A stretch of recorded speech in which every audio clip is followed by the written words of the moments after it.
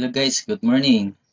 Okay, ngayon magbigay ako sa inyo ng importanteng updates from the admin regarding sa depositing using Bitcoin at saka yung withdrawal. Okay, so kahapon yung partner natin si Hiner Manalo at nag-try mag-withdraw using Bitcoin. Ngayon, yung sabi ng system, uh, the payment processor is not available for withdrawal. So I asked the admin, what's the scenario? Bakit nagkaganon? Na meron naman siyang enough na amount para mag-withdraw, which is the $34, and then ina-update naman yung payment processor as dito sa Bitcoin. Now, nag-reply yung admin, okay, para lang kami nagchat-chat. Sabi niya na hindi nila kaya mag-payout using the Bitcoin because of the volatility issue. Kasi ano yan mabilis angat yung value tapos minsan din babagsak. So parang ano, hindi nila gusto magkaroon ng mga ganyang mga risk. Okay, so ngayon nagtanong ako kung anong solutions regarding on that. So ang reply ng admin na dapat mag-create tayo ng advance cash, okay, account. And then I asked also the admin na okay lang ba na mag-deposit kami using the Bitcoin tapos mag-withdraw kami through the advance cash kasi nga we're using the Bitcoin kasi dito sa Pilipinas because of the convenient na in terms of source and then in terms of mag-in cash. So pinaliwanag ko 'yun sa admin. So okay lang ba kung baga wala siyang cross withdrawal. So nag-reply yung admin na walang problema kasi nga yung Bitcoin is pera lang yan or tawag dito is cryptocurrency. It is not the payment processors talaga na tulad ng mga STP, okay, Perfect Money. Okay? So okay lang kasi mag-withdraw tayo from advance cash tapos pasok siya sa account natin sa advance cash din. Pwede natin kung gusto natin i-in cash, so pwede siyang withdraw through Bitcoin or directly through yung mga cards natin. Okay? So, kahapon, ina-update ko na, nag-create ako ng account ng Advance Cash, tapos ini-explore ko. Okay, so, pakita ko sa inyo yung overview ng Advance Cash. Para nakita ko dito guys na ito na yung solution sa mga lahat ng mga katanungan, lalo na sa nasa international, if they want to involve. Okay, so, ang ganda pala ng Advance Cash. Okay? Ngayon, kita ko sa inyo ang some overview regarding sa ito, yung fees niya. Okay? So, dito guys, kung tingnan nyo, internal transaction, halimbawa yung internal funds, magtra-transfer tayo ng funds bawat member, wala siyang bayad. Okay, so unlike sa other payment processors, meron talaga niyan. Okay? Then mag-create ng account, libre lang. Tapos, top up or meaning, if you want to deposit our advance cash, pwede siya bank wire. Okay? Online banking, pwede siya. And then, Bitcoin din. So, pwede siya mag-deposit para magkaroon ng funds yung advance cash natin. Tapos, or through e-currencies. So, pwede dito yung Perfect Money, OkPay. Okay? Now, sa withdrawal, pwede tayo mag-request ng card from advance cash. Okay? So, pwede, once mayroon ka na nito, pwede tayo mag-withdraw kahit saan na mga ATMs. Or, pwede natin going to our Bitcoin account. Okay, so halimbawa mag-withdraw tayo, gusto natin in cash, tapos i-withdraw natin, pwede natin i-transfer to coins.ph na account natin. Okay, so to coins.ph, so pwede natin yan i-withdraw directly to banks, smart money, okay, and other. Tapos pwede siya, kung halimbawa mayroon tayong debit card, halimbawa smart money, okay, Ion, Union Bank, pwede. As long as meron siyang Mastercard at saka Visa card. So, kita ko dito ang convenience niya. Okay? So, mas maganda siya compared sa other mga payment processors like STP. Okay, mahirap na ngayon mag-verify. Okay, and then in terms of withdrawal, maka-withdraw ka lang through the card if na-verified na. Ngayon, mahirap na po yung verification process nila. Okay, let's say Perfect Money. So, before tayo maka-withdraw sa Perfect Money, we have to undergone to exchangers pa. Okay? And then, yun. Currency. So, pwede siya. Halimbawa, withdraw ka patungo sa OKPay. Okay? Or, yan. And then, ayan. Okay? Tapos, advance cash card. So, ayan. Ito guys. Pwede tayo mag-order nito. So, of course, meron siyang fees niyan. Okay? Pero magamit siya sa lahat ng mga halimbawa, gusto mo mag-online shopping. Okay?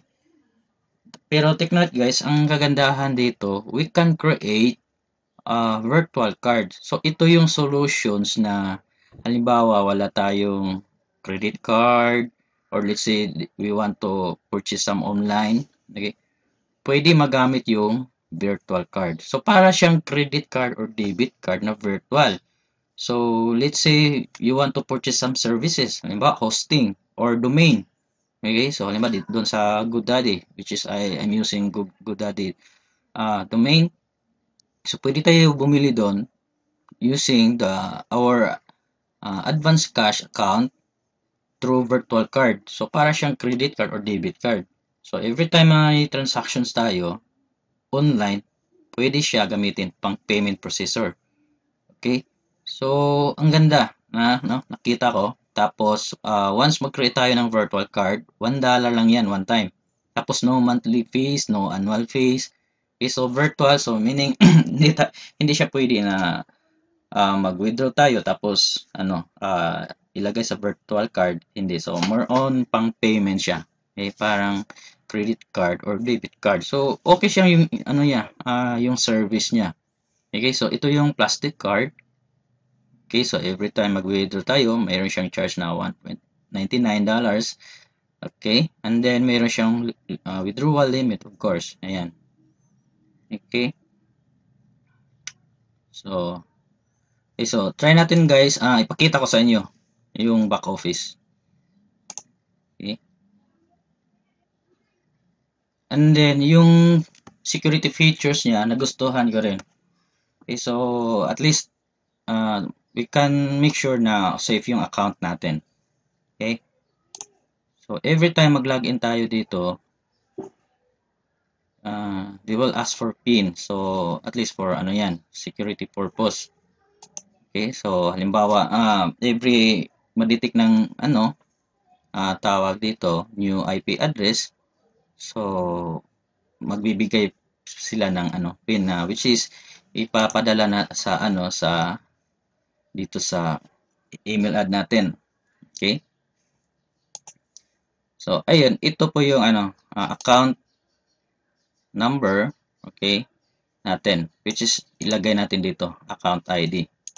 Okay, meron siyang euro, dollar, pound, ruble, anong pronunciation dito? Sa Russian. Okay, so sa dollar, ito yon ilagay natin. Okay.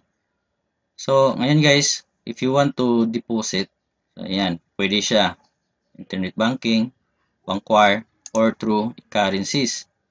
So, OKPay, BTCE, and then Bitcoin. Perfect Money, pwede din. So, yan, with money. Okay? And then, if we want to funds transfer or let's say mag-withdraw tayo,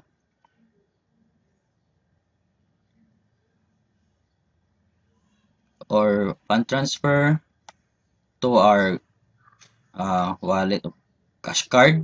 Okay? Halimbawa, meron ka ng actual na cash card. Pwede siya. Tapos, ito, Visa, Mastercard. So, pwede dito yung yung Smart Money, yung Ion, or yung East-Twist na savings debit card. Okay? Mas okay yun, East-Twist debit at the same time na siya. Tapos, wala siyang yearly. na tawag dito, renewal. Unlike sa Ion, meron siyang yearly na I think 375 yata yan. Okay? Or pwede kang mag-withdraw directly to your bank. Of course, mas malaki yung yung charge dito compared dito sa Visa or Mastercard.